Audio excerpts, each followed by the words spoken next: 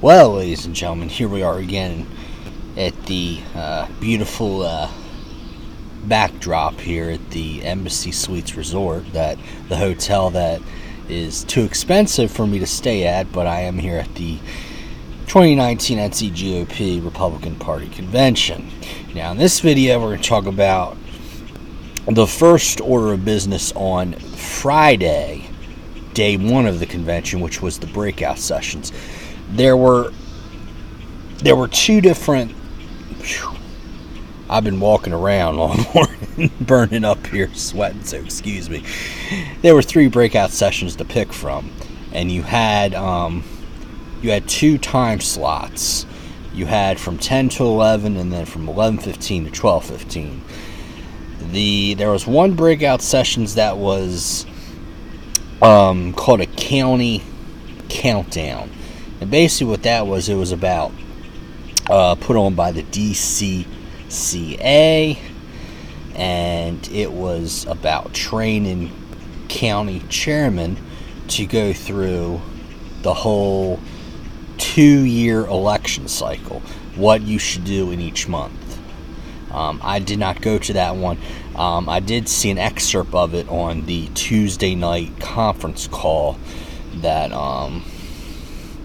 that the bigwigs of the party, like yours truly, get to see. I did, however, attend the two other breakout sessions. Those were in 1 hour increments. The first was on the GOP Data Center training. It wasn't so much of a training, rather it was a presentation, and I wish the party would, actually show people how to use the data center program rather than just put on this dog and pony show, which is what they're doing right now. But anyway, the train started off. We had a video about Hillary Clinton, and she was launching a confession of that she lost the 2016 election because the RNC had developed a good data program. See, when Barack Obama what he did was, after his after he got reelected in 2012, Obama took the DNC data and hoarded it all by himself, and this caused the DNC to go into near bankruptcy. This is one of the big reasons why Donald Trump, against all the media predictions that said Hillary was going to win a landslide, the fact that Obama took the DNC data and hoarded it by himself is a big reason why Donald Trump won in 2016. Okay. Now, it should be known this GOP Data Center, the RNC enters into each of the 50 states and their state Republican parties throughout the country. It is a data share agreement. Okay. The first component of this data center program is that you have a national voter file. This is your typical information that you can get from your local board of elections. It has to do with age, race, and party affiliation. The next thing is a lot more in depth. This you cannot simply access from your local board of elections. This is consumer data. It has to do with occupational, what you do for a living, your lifestyle, what kind of magazines you subscribe to, what kind of cars you drive, okay? But the thing about this program is that there are 3,500 points of data in this program. And the bandwidth of the GOP Data Center is huge. Now, you might guess, how huge is it? Well, the bandwidth of this program is 16 years of Netflix viewing, okay? That's how big it is. You can watch Netflix every second for the next 16 years, and I'll be 49. I'll be really old. But I can watch Netflix till I'm 49. That would be the bandwidth of this RNC Data Center program. They also deal with the consumer data. They also deal with coalition figures.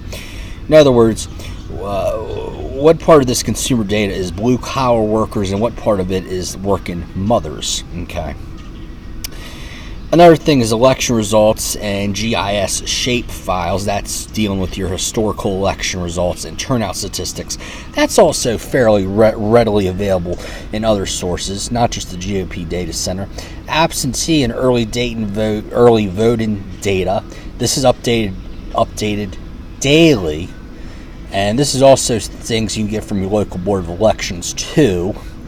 The reason why I'm advertising the local board of elections is because the GOP in the past has sort of played favorites with who can access the data and who cannot. Okay.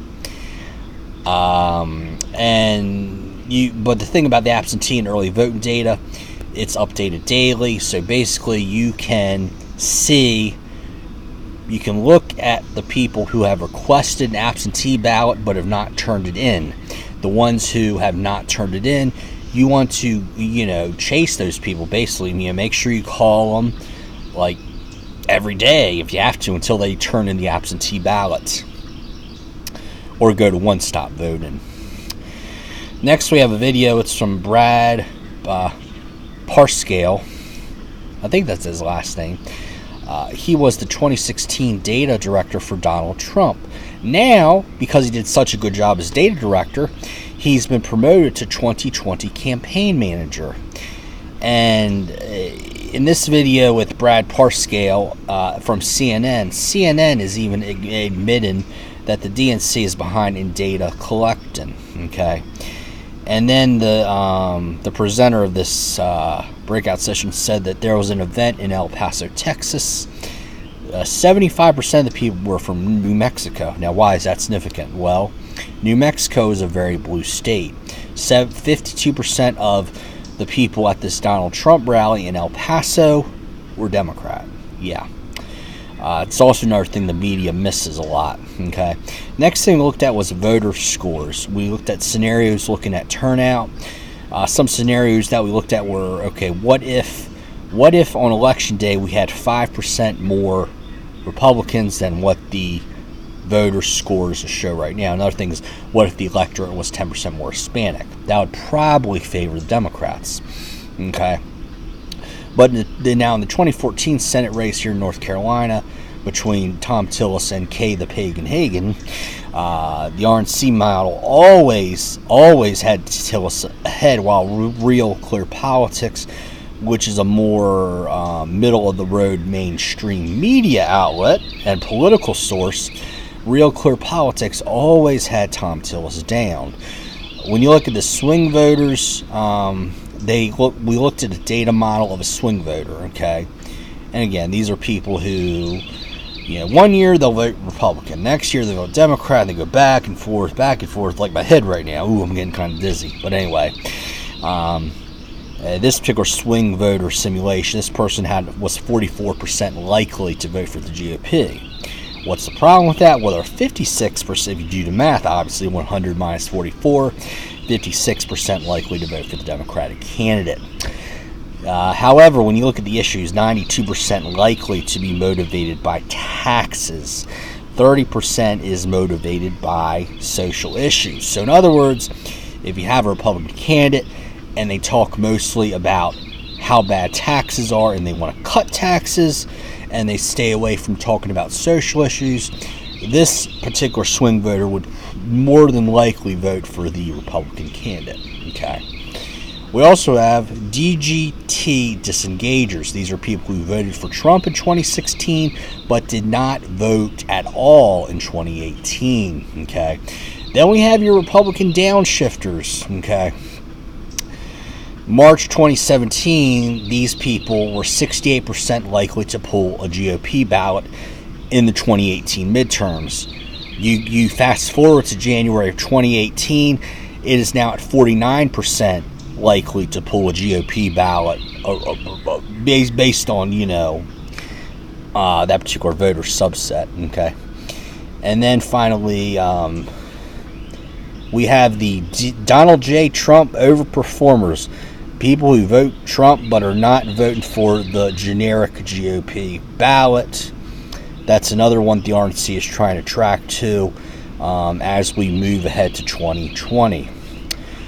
Our next breakout session was called Communicating Conservative Ideas in Cities. This is put on by a young lady named Shoshana Wiseman. works for the R Street Institute, and also has a website called city.gop. She is based in Washington, D.C. She began her career in Long Island politics. Now, when you look at Long Island, Miss Wiseman focused more on the rural right side of the island and focused less on the urban part of the island. But the one key factor you want to look at as far as urbanization and whether or not a place is going to be Republican or Democrat, the key stat that these politicos like to use is 800 people per square mile. Okay, at 800 people per square mile, people are going to shift their voting habits from voting primarily Republican to Democrat. And when we look at this red state theory, it's kind of scary when you think about it, but this is important stuff though. Red states are just underdeveloped blue states. As cities continue to grow in red states, the cities go blue. And then there's enough urbanization and suburbs around these cities that the states go purple and then finally blue. Okay, this is what's happened really in, well, you look at 3 states mainly: Virginia, Colorado, and Nevada. Nevada, most of the people live in Las Vegas. That's not hard to figure out. Colorado, Denver. Virginia is a huge state, and most of the state is red. But the thing that's been troubling for the GOP is the growth of Northern Virginia, right outside of Washington, D.C. A lot of your government workers, your bureaucrats, your reliable Democratic voters have moved from living in Maryland or living in Washington, D.C. They've moved out to the Virginia suburbs and are still voting Democrat, and that is obviously has turned Virginia from reliably red to purple, and now it's pretty much a blue state now, unfortunately. Even though Virginia Beach, Chesapeake area, that portion tends to still go Republican, there's just not enough population growth in that particular city to offset Northern Virginia. And that is my thoughts. That is not Mrs. Wiseman's thoughts. Those are my thoughts on Virginia. And then author Matt K. Lewis is an expert on this urbanization theory, so definitely want to check out his book. Okay, and now here's a myth for you. Free market solutions, they don't work in the cities. Well, actually, that's false. And then we had this big graphic up of all the free market solutions that work in the inner cities. And these examples are Airbnb, Craigslist, like, hey, you want to rent a room? Well, go to Craigslist. Rail systems, Uber. Uber has been statistically shown to actually lower drunk driving because it's a lot easier and less expensive than hailing a cab. Scooters, over-the-counter birth control, school choice, online eye exams. Have not heard that one before. Public-private partnerships. Yeah, kind of, sometimes, maybe. Licensing reform, occupational licensing reform, and then prisons are becoming more focused on not necessarily punishment, but rehabilitation. So in other words, it's like you do a crime, yeah, you messed up, but okay, let's see if we can get you back into society. Let's see if we can get you to a halfway house, get you a job, and eventually you're making enough money to where you can live on your own, kind of thing. But we talk about this occupational licensing. This stuff is really stinks. Blech, in Louisiana, which is a dark, one of the reddest states in the country, believe it or not, you need a license to be a florist. Crazy, right? And the pass rate on this exam, you have to take a test to get a license to be a florist in Louisiana. That's crazy, isn't it? But the pass rate on this exam to be a florist is lower, believe it or not, than the state bar exam. And another thing, too, about Louisiana, they also have auto inspections there. They're one of the few red states that still have auto inspections. Louisiana needs to get it together there. Okay, winning in the cities. When you look at the re-election map of Chris Christie from 2013, his re-election map barely showed any density party correlation. In other words, this is the theory that the Democrats do very well in dense population areas, aka cities, whereas Republicans generally do well in rural areas. And when you look at the map, a lot of the urban areas in New Jersey, believe it or not, were red. Well, actually, the rural areas were actually more blue. Kind of crazy, right? Then you have the mayor of San Diego, Kevin Faulconer. He is a Republican mayor. He was elected actually after a corrupt Democrat. Then he got reelected for leading as a mayor, but not leading as a partisan GOP member. Also, you look at the mayor of Oklahoma. Oklahoma City is obviously a city. It's a big city. It's in a red state, so that helps probably a little bit. But the mayor isn't particularly partisan, but he is conservative. Another favorite of Mrs. Wiseman is Arizona Governor Doug Ducey. I personally think he looks a lot like John Belushi from Blues Brothers movie. But he's been reelected. He was just reelected in 2018 by like over 10 points, while the Arizona actually, the Republican McSally lost to the Democrat Sinema in the U.S. Senate race. So Arizona, the Democrats were able to flip a U.S. Senate seat in Arizona, while Doug Ducey, Republican, won his re-election as governor by at least 10 points. But the thing about Doug Ducey, you have to understand, is that he always tries to look for a Democratic co-sponsor on legislation he proposes. And he praises Democrats when they do a good job. And in his 2018 re-election, he was actually endorsed by Democrats, quite a few of them. But then get back to this occupational licensing reform. I think one of the audience members had a question about that. Believe it or not, in some states, tour guides have to be licensed. In other words, you need a speech to talk to people. You need a license to talk to people. Crazy, right? Absolutely crazy.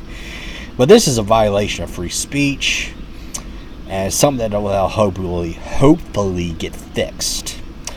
And then finally, you have the John Locke Foundation here in North Carolina. The Right to Earn a Living Act is a piece you want to look at, as well as urban regulation and licensing reform.